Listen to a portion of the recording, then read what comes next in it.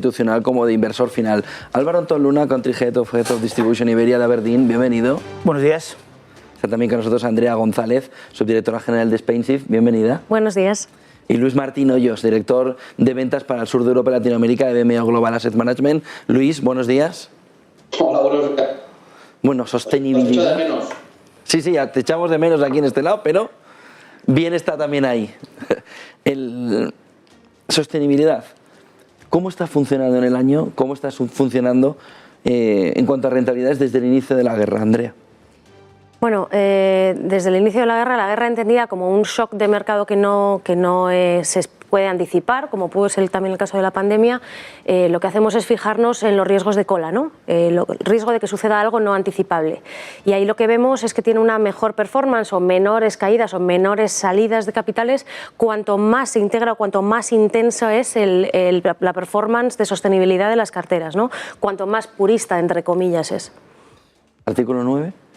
Puede haber una correlación con el artículo 9, es pronto, para declarar que tal vez el artículo 9 sea directamente ya la sostenibilidad más pura y no haya más que discutir, ¿no? Pero en el benchmarking ASG que vamos utilizando de líderes, lagers, etcétera, ahí esa diferencia ya se puede ver. El artículo 9 tiene ahora mismo una correlación o una exposición muy elevada a renovables, por lo que está desarrollado de regulación, que son solamente actos delegados climáticos, pero puede haber otras temáticas ambientales como economía circular que también está teniendo una mejor performance, o en la parte social también, ¿no? Entonces no solo artículo 9, sí artículo 9, pero más allá. Álvaro.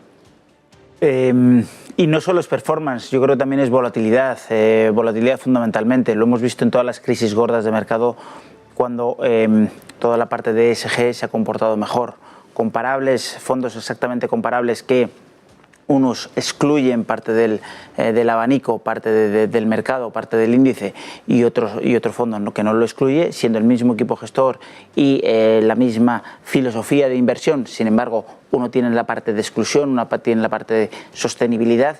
Vemos cómo en las crisis de mercado, como ha podido ser el 11 de septiembre, que en ese momento había pocos fondos todavía, pero sí lo hemos visto en la crisis de Glencore en 2015 y en la crisis de Volkswagen, el Dieselgate, en el 2018, veíamos cómo todas las empresas que no aplicaban y que estaban muy ligadas a los combustibles y que no aplicaban ningún tipo de criterio o objetivo de sostenibilidad, pero ya no solo de sostenibilidad, entendiéndolo como en medio ambiente, sino de sostenibilidad en la gestión de esas compañías, hemos visto cómo han caído mucho más.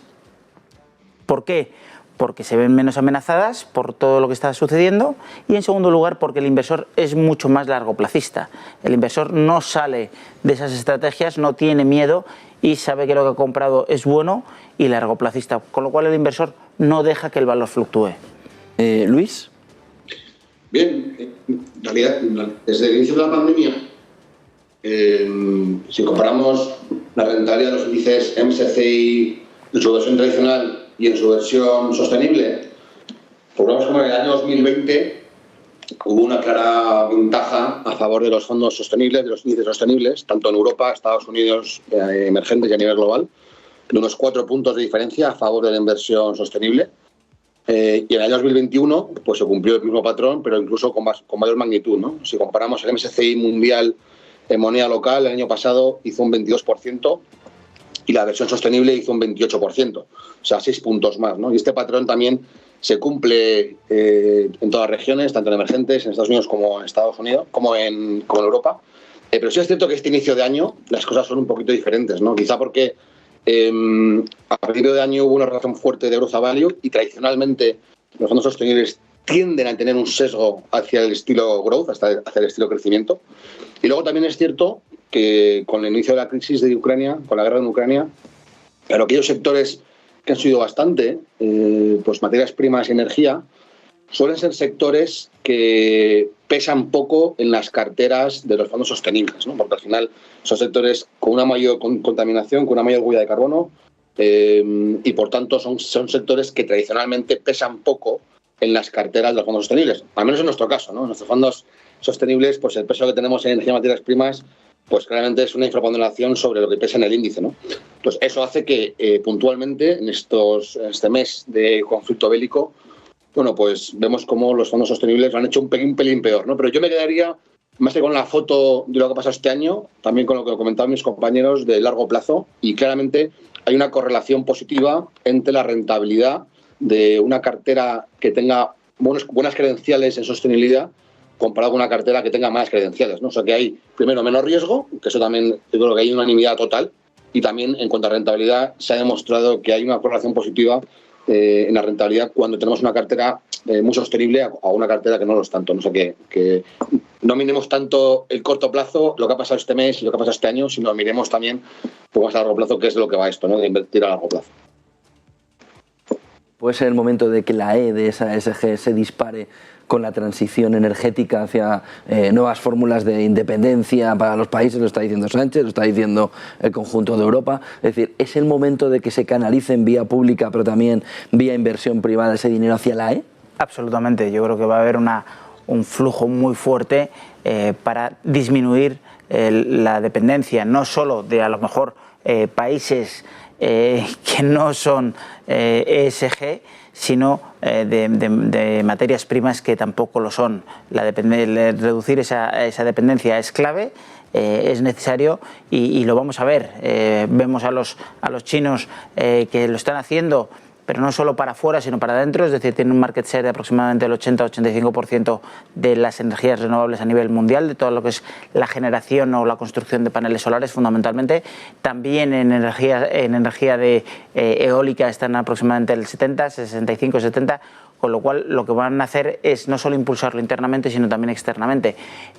Los planes de Europa ya eran muy potentes, como lo hemos visto, van a serlo mucho más a partir de ahora, porque se han visto que estamos dependiendo de países como en este caso como Rusia o como Ucrania, y claramente necesitamos ser más autosuficientes, y en concreto la E de medioambiental va a estar completamente empujada. Pero no solo, como tú dices, por los países, sino veremos muchas iniciativas privadas de las propias compañías, intentar reciclar todo aquello que puedan. Es decir, no solo tenemos que pensar en lo verde, en lo renovable, en energía solar y energía de viento, sino en muchísimas otras cosas que ayudan a reciclar la actividad diaria de las compañías. Hablamos del sector textil, donde la ropa puede ser ya 100% biodegradable y reutilizable. Hablamos de muchísimos otros sectores que van a dar la nota en ese punto. Andrea, ¿va a ganar todavía más peso la E? Sin lugar a duda. Sí que es cierto que llega este shock de mercado llega en un momento en el que estábamos en un equilibrio muy delicado en qué hacíamos, por ejemplo, con la inclusión de ciertas fuentes energéticas en la clasificación de actividades verde europea, ¿no? Que estábamos en plena aprobación del acto delegado complementario que decidía en qué términos se incluyen el gas natural y la energía nuclear en la taxonomía verde europea, ¿no? ¿Qué sucede? Que el sentido de urgencia nos invita a pensar que tal vez haya que rehacer ese acto delegado complementario para tal vez otorgarle un mayor protagonismo a la energía nuclear en Europa de manera transitoria, como energía de transición, mientras que hacemos una aceleración de los aumentos de los flujos de capitales hacia energías renovables, que son lo que realmente va a garantizar esa independencia energética, ya no solamente a nivel de evitar la crisis climática, sino también a nivel de evitar mayores crisis políticas en el continente. ¿Hay una parte de inversión privada que pueda acelerarse también? Desde luego. Cuando hablamos de los planes públicos de acción contra el cambio climático o de finanzas sostenibles van siempre orientados a aumentar los flujos de capital privados. El sector público no tiene capacidad de financiar la transición energética, es mastodóntica. Entonces se trata de diseñar una serie de incentivos lo suficientemente smart como para que el sector privado salte, evidentemente con unas condiciones de riesgo y rentabilidad que sean óptimas, porque si no el sector privado no está en el mundo de la filantropía, no está en el mundo de las donaciones ni de la financiación pública, pero sí que la idea es que con acciones o normas públicas también se influencie hacia dónde van los fondos públicos, pero se consiga transformar el mercado de la inversión privada. Es por ahí por donde va el plan de acción. Luis, ese porcentaje de la E, ¿hasta dónde ves que puede llegar en el medio plazo, teniendo esa visibilidad o esa necesidad de mix energético? Claramente en el COP26, en noviembre del año pasado, pues ahí se confirmó que el 90% del PIB del mundo se comprometía con el Acuerdo de París. Ahí incluimos también que China, aunque se compromete en 2060, pero también se ha comprometido a ser emisora neta cero de gas invernadero, ¿no? Eso implica que hay una cantidad de dinero ingente encima de la mesa destinada a proyectos de infraestructura para fomentar las energías renovables, ¿no? Una parte viene del Fondo de Recuperación Europea, que se aprobó por el tema del COVID, y también en el plan de infraestructuras de Biden, en el plan fiscal de Biden, hay una partida importante en infraestructuras renovables porque Estados Unidos está bastante lejos de donde debería estar, ¿no? Yo creo que todo eso se va a canalizar, como decía Andrea, a través de empresas, ¿no? Y las empresas son las que, evidentemente, van a ser las que fabriquen la tecnología y las que fabriquen los paneles solares y lo que sea para ayudar a la transición energética. En nuestros fondos, por ejemplo, una de nuestras prioridades es la transición energética y ver cómo ayudar a las compañías que hoy quizá contaminan más a que cada vez contaminen menos. Y para eso utilizamos el famoso activo accionarial, que yo creo que es fundamental. Y además, hay que tener en cuenta que hay otra iniciativa por parte de las gestoras que se llama Net Zero Asset Managers, y que también en el COP26 pues hay como 1,4 trillones de euros, que esto es más o menos el 40% del volumen total de inversión que hay en el mercado, que se ha comprometido también a no invertir en nada que sea contaminante en 2050. Así que evidentemente hay un camino que recorrer, un camino largo, un camino que no es barato, pero evidentemente las empresas que formen parte de ese proyecto se van a ver muy beneficiadas. Y yo creo que una temática que claramente tiene un viento de cola muy favorable, sin duda alguna, es la transición energética, ¿no? Y los fondos que tengan compañías que ayuden a ese paso, a esa transición, yo creo que van a ser compañías ganadoras que pueden generar rentabilidad muy significativa en las carteras de los clientes. Luis, ¿ha impactado el momento actual en la manera en la que estáis configurando las carteras sostenibles? Perdón, no te... ¿Sí ha impactado el momento actual en cómo se están configurando las carteras con ese sesgo sostenible? Hombre, lo que vemos es que hay una aceleración a sus proyectos de infraestructura sostenible. La Unión Europea está diciendo ya que van a ser independientes de Rusia en el 2030, ¿no? Que eso antes no estaba encima de la mesa. Evidentemente, antes del conflicto, Rusia seguía siendo una fuente principal de energía para Europa y eso se va a acabar. Por lo tanto, todo el hueco que va a dejar el gas natural que Rusia hoy en día exporta a Europa lo tienen que rellenar otras fuentes de energía. Por tanto, va a haber una aceleración significativa, sobre todo en Europa. Yo creo que Europa es la región del mundo más afectada por la crisis, por la guerra ucraniana, por nuestra dependencia energética, ¿no? Yo creo que ha quedado claro que no es bueno depender energéticamente de nadie y menos de Rusia. Y por eso se van a acelerar muchísimo estos proyectos para que se cumpla el objetivo que en 2030 pues no seamos dependientes de Rusia, incluso que no le compremos nada de gas natural a Rusia, ¿no? Y ahí entra en cuestión el debate de la energía nuclear, que ahora parece que va a ser verde, ¿no? Pero yo creo que será algo transitorio, como bien apuntaba Andrea, porque evidentemente hay mucha energía que viene de Rusia que es complicado que se pueda rellenar ahora mismo con gas, con energía solar o energía eólica, ¿no? Hace falta tener otras fuentes alternativas y yo creo que el gas natural jugará un papel importante, pero evidentemente en el largo plazo tenderá a desaparecer también, ¿no? ¿Está impactando la manera en la que se construyen las carteras? Completamente. Bueno, impacta cómo se construyen y cómo se van a construir, o cómo se construían y cómo se van a construir.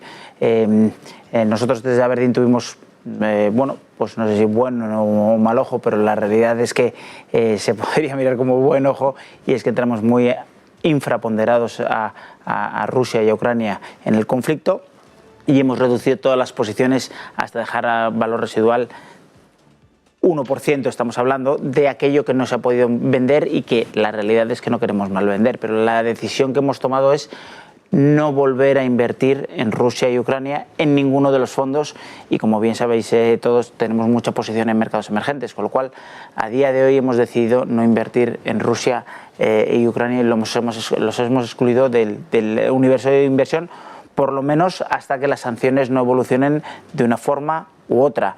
Y además antes hablaba con Andrea en Camerinos y me decía, pero Álvaro, ¿y otras compañías que estás excluyendo muchas cosas? Compañías como Headhunter, como Beluga, una es Caviar y el otro se está dedicado al tema de recursos humanos en Rusia. Al final dices, pues sí, la realidad es que los tengo que excluir porque es un universo de inversión que desde un punto de vista de ESG, el país, la nota de país, no me da lo suficiente y no solo es bottom-up el análisis, sino que aquí es un poco macro, top-down, y lo que hago es, oye, desde este punto de vista tengo que excluir este país por por todas estas prácticas, y al final están esas empresas completamente perjudicadas. Pero yo creo que va a influir mucho lo que hemos visto en Rusia, en lo que podremos ver en futuros países emergentes.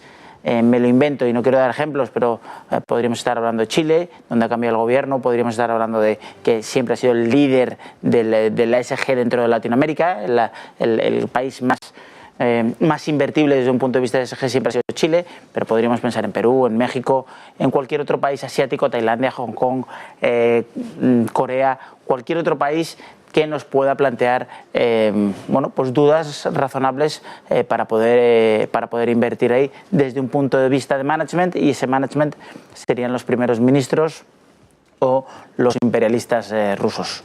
Es decir, que se habría, para quien no lo hubiera hecho, se habría hecho una rotación forzada de carteras. En este caso se ha hecho sobre todo con las sanciones, más que con el inicio de la guerra. En este caso se ha hecho una rotación forzada de carteras. Sí, se ha hecho una rotación forzada de carteras. No ha sido algo decidido, pero se ha hecho una rotación forzada de carteras. Y yo creo que al final el inversor final nos está pagando para eso, para decidir qué es lo mejor desde un punto de vista de su patrimonio. Andrea. Desde el punto de vista de inversión sostenible, yo creo que antes de nada hay que diferenciar entre la inversión en empresas y la inversión en bonos soberanos, ¿no? Evidentemente, la exposición a bonos soberanos, ya desde un punto de vista de ESG, antes del conflicto, era complicada de justificar. Rusia tardó 4 años en ratificar el Acuerdo de París y además en todos los indicadores de un Freedom House, por ejemplo, a nivel democrático salía bastante mal puntuada, ¿no? De manera que en una cartera ESG de renta fija soberana, Rusia a lo mejor ya no estaba, ¿no? Antes del conflicto. También aquí hay que aclarar que cuando uno invierte en bonos soberanos rusos no significa que esté a día de hoy financiando el conflicto bélico, ¿no? La guerra, no. Realmente luego son productos que circulan, ¿no? Desde el punto de vista de la inversión en empresas hay 3 enfoques. Está por un lado el enfoque de exclusión, que es lo que se está aplicando vía sanción y que además tiene mucho efecto cuando se hace de manera tan colaborativa. Normalmente las exclusiones colaborativas no se hacen con un mandato político a este nivel, no tienen este efecto llamada. Cuando Climate Action 100 Plus escoge las empresas más contaminantes y genera un grupo de gestores de activos para ir a comprar y generar cambios desde dentro haciendo un engagement activo y colaborativo, no tiene el efecto llamada de que la Unión Europea diga esta es la sanción y todos podamos seguir a la de una, ¿no? De manera que tienen un efecto muy rápido. Pero también existen otros enfoques de inversión sostenible, como puede ser el de la integración de la información, sobre todo para protegerse de riesgos de mercado, o el del impacto, el de hacer una influencia activa sobre cuál es el conflicto, que, bueno, tal vez no en el corto plazo, pero sí en el largo plazo, sobre todo yo ya pensando en la recuperación cuando el conflicto acabe, sea un enfoque interesante a la hora de hacerse con valores que tengan que ver o que hayan estado expuestos o muy castigados en estas semanas y construir con ellos desde un punto de vista de reconstrucción verde, tal y como se ha hablado desde el empiezo de la pandemia. Pues muchísimas gracias a los 3, Andrea, Álvaro, Luis, por acompañarnos en este espacio de sostenibilidad. A ver si también está siendo esa clave fundamental para el inversor. Buen día a los 3, buen negocio. Buen negocio. Gracias.